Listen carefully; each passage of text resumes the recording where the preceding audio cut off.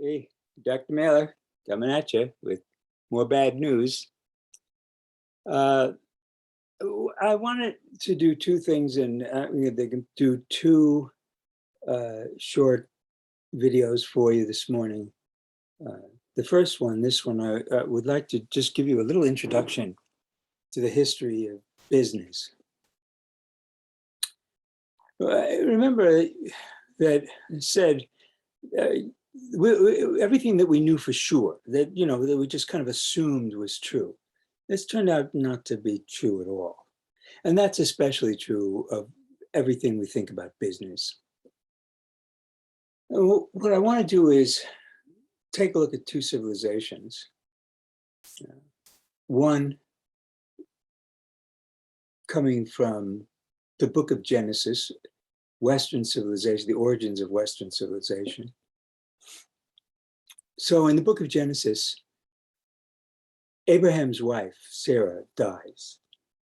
Now he's been promised that all the land is going to be given by God to him, but none of it's been given to him. And he's an old man, and his wife just died, and he has no place to bury her. So Abraham goes to the Hittites and asks to purchase a burial ground for Sarah. Now, understand, Abraham goes to the Hittites. He says, my wife has died, and I want to bury her. And the Hittites are very formal and cordial and diplomatic. This is really diplomatic language used in the Bible. And they say, oh, Abraham, you're a prince. Bury your wife. Choose the best burial places you want. Bury her anywhere you want. I mean, no one is going to deny you a place to bury your wife. He says, no, what I would really like to do is I would like to bury her in the cave in Hebron, and which is owned by Ephron the Hittite. And Ephron hears this and he stands up and he says, Abraham, go and bury your wife in the cave. You're a prince. We love you. Go bury your wife. Be my guest. I love you. And Abraham said, no, you see, I need to own the land. Oh, well, then I'll give it all to you. What's a cave in a field worth 400 shekels of silver between me and you? Please just take it as a gift. Now, this is polite language, but it is bargaining. It is business, is kind of like what we know is bargaining for the thing. Abraham understands immediately, and he weighs out 400. This shekel is not a coin. They didn't have any coins, but it was a weight. So he weighed out 400 shekels, ounces or whatever, of silver, and he gave them to Ephron. And then the Bible says that Abraham acquired the field and the cave as a achuzat olam, which means a possession forever. It means that the land passed from being owned by Ephron to being owned by Abraham. There you have it. Great story. Here's the thing.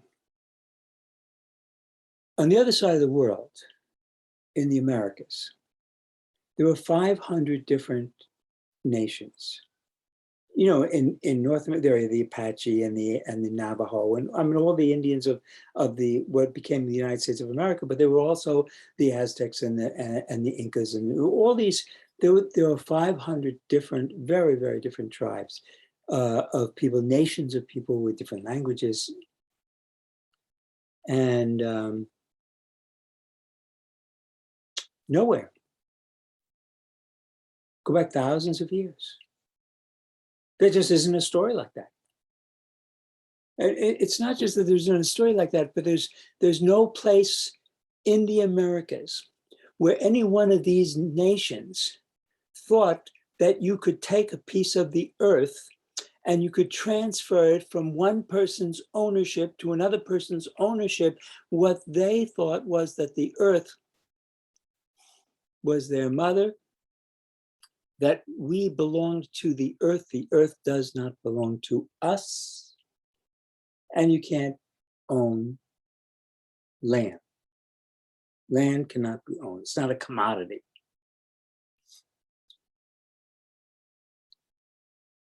In fact, for all intents and purposes, land wasn't a commodity in England either, in the colonial period, because all the land was owned. Land was not up for sale. You couldn't buy a piece of land. In the colonies, it was entirely different. There's a drastic difference between the colonies and England. In the colonies, land is a commodity. People buy it all the time. I mean, land is readily available and it can be bought and sold. But the native peoples never had this idea that land could be bought and sold. So you have two civilizations. One civilization has this idea that you can own a piece of land. And you get to a place like England and all the land is owned. So you have a large population of people called peasants, and they don't own any land. They are landless peasants. Another way of expressing that is they were shit poor. They didn't have a pot to piss in. In the Americas, nobody owned all the land. So you didn't have peasants who didn't own land because nobody owned any land. The difference was that in these two societies was really dramatic. And it can be summed up in one word: inequality. One world, the world in which they believed that land could be owned, became a world of gross inequality. And the other land, where they didn't believe that land could be owned, nobody owned a lot of land, nobody paid rent, nobody was landless, and they had very little inequality, basically.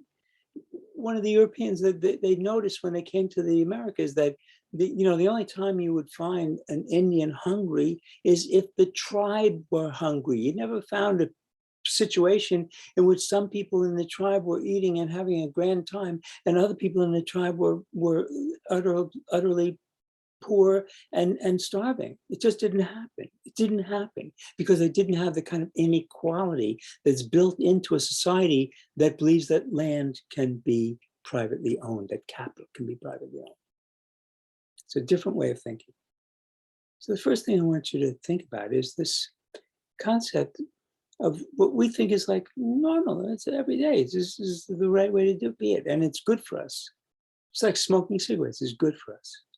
I would like to suggest that this way of living is not good for us, and that in fact it is like worse than smoking cigarettes, causes cancer and kill you. Our modern business culture is undermining life on the earth. So, I've been reading, I've read through most of the journals from this class, 122. I have a few more left to do, but the world was turned upside down. And the first thing happened was that they canceled the sports season in high school, and then the NFL canceled, and that's how I understood that the world was coming to an end. Well, the world is coming to an end, but it's not because the NFL has been canceled. It's because we're in the middle of a mass extinction event. And there have been 5 mass extinction events previously on this planet. And we're in the middle of the last one, of the 6th mass extinction event. And that means that most of the species on this planet are headed for extinction, and that includes us. And we don't have a whole lot of time. I mean, if you focus on the NFL, I would suggest you pull your head out of your ass And take a look around you and see what's happening to your planet. Because just explain a few things that you don't need a lot of scientific knowledge to really grasp. What are the fires? The planet is on fire. We've never had fires like this. The fires are getting worse every year. And the fires are burning in places where you never expected fires to burn. The Amazon rainforest is usually very wet. You don't have fires there. The Amazon rainforest is now beyond redemption. It's the damage is irreversible. And I want you to think about that term, irreversible. The things that we're seeing happening to our planet are irreversible. You can't fix them. They will not get better. No matter what you do, these things will not get better. If anything, everything is going to get worse. That is, the fires are going to get worse, the drought's going to get worse, the flooding is going to get worse, the hurricanes and cyclones are going to get worse. All of that is going to get worse no matter what we do, because we have already baked into our future a horrific rise in the temperature of this planet.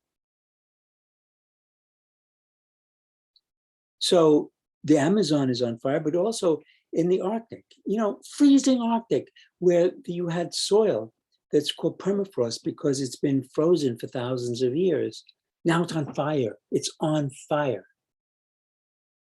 And it burns year-round. There's no effort to put it out. It's in godforsaken land where nobody, but the smoke is more than the carbon produced by the European Union in a whole year. So it's way out of hand now. And there's no stopping it. And there's an enormous amount of peat and moss and other things to burn in the permafrost. So the fires alone are going to kill us. And the fires in the Amazon have destroyed one of the richest biological reservoirs on the planet, as well as a carbon sink that sucked up the carbon that we farted into the air. So that's fires. And then ice melting. And here again, irreversible is the word that we want to understand here. The melting is irreversible. And the melting is unbelievable. It's so much, the Greenland ice sheet and the West Antarctic ice sheet are melting very, very quickly. And they're changing the chemistry of the ocean, the temperature of the ocean, and the circulatory system of the ocean in ways that God help us. Because there's a current in the deep ocean that most of us don't pay any attention to, but if it stops, we are in deep, deep trouble. And it's been slowing down and it's causing a great deal of concern. Flooding is just now a regular occurrence. Rains that we have never seen, the rains we experience here in Big Rapids. These are very hard rains that are falling. But in some places, you get a year's worth of rain in an hour or two or in a day, and then you have massive flooding. So flooding, drought, fires,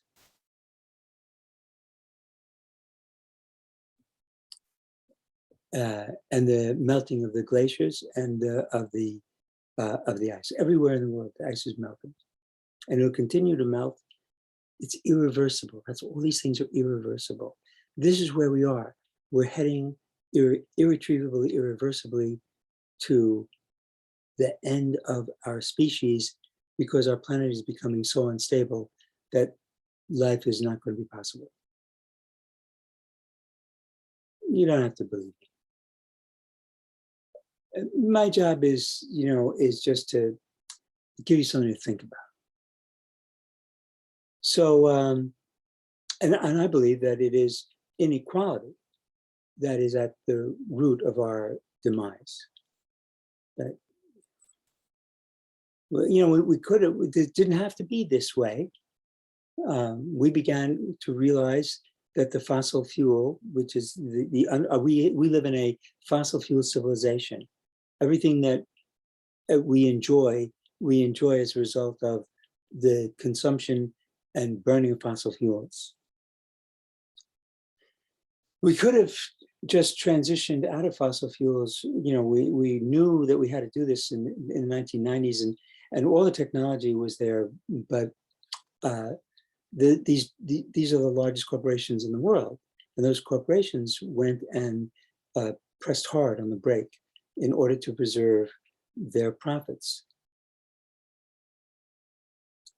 So from my perspective, this is the thesis of this course. Business is like smoking Camel cigarettes.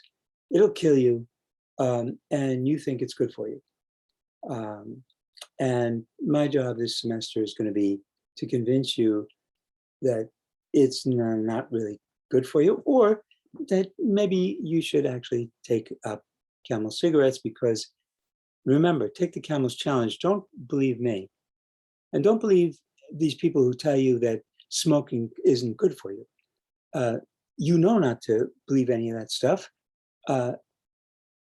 Try the Camel's challenge, which is, see for yourself. Smoke Camels for 30 days and see if it doesn't improve your life. That's all. That's what I'm saying. Smoke Camels for 30 days and see for yourself. Then you'll be able to say, I know, because I did the research. I figured it out all for myself. So I'm going to leave you there. This is the introduction now of business. And what I want you to get out of this is this concept that business is a modern invention. It's not something ancient. And you have two civilizations, one that creates enormous inequality and another that generates very little inequality. All right, leave it there. Talk to you later.